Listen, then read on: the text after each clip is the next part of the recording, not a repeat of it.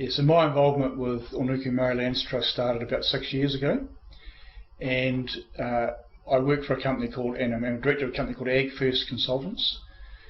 We were approached by the trustees 5 or 6 years ago to become involved in helping run the farming operation, and so that involves both the day-to-day running of the operation, but also an input into strategic planning, forecasting, the financial management, all those sort of aspects of farming business. My involvement in this area, I've been working with Maori trusts and corporations for 23 years, and both sheep and beef and dairy and deer.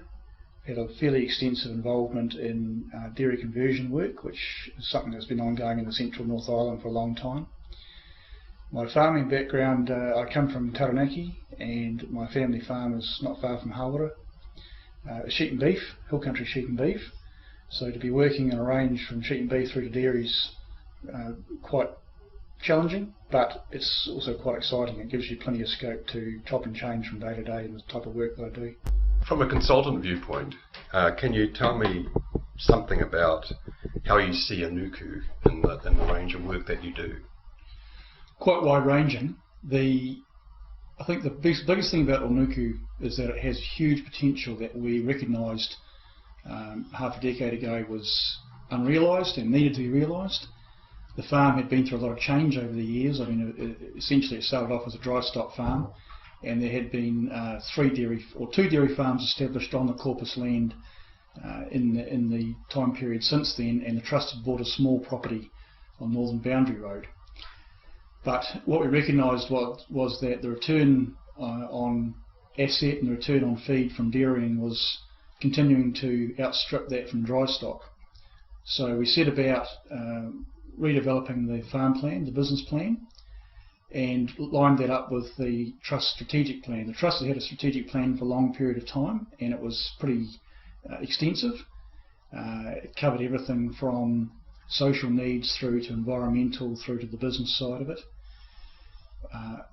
We decided that there needed to be, rather than a 5 to 10 year time frame that was focused on, we actually needed to look out maybe as much as 25, 30 and even 50 years, because decisions that are being made now will affect how this operation is set up and what returns it gives back to owners over the next half century and even longer.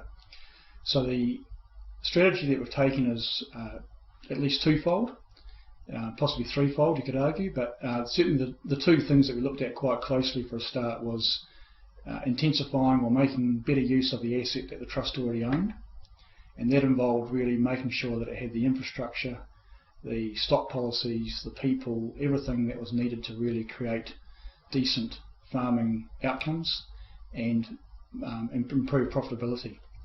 So the other recognition was that profitability wasn't just about doing extra production. There's 2 sides to profitability, one of those being productivity and the other one being the costs of production. So as part of our strategic planning, we really put a lot of emphasis on profit as the driver, but bearing in mind that we needed to make sure that we weren't overstepping the mark on land care and environmental issues.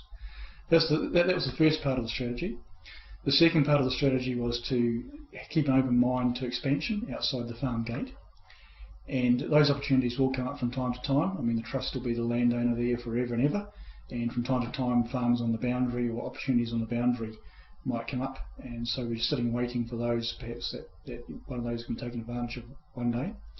And the third opportunity that came about in more recent times is the thought that we did need to diversify away from just straight pastoral farming inside the farm gate, and hence the more recent move to think about other options such as manuka, growing manuka for honey and for oil and those sorts of things. So long way to go yet, but the strategy itself I think is quite comprehensive, and it's making sure that we are turning every grade of grass that we're growing into something worthwhile put out the farm gate.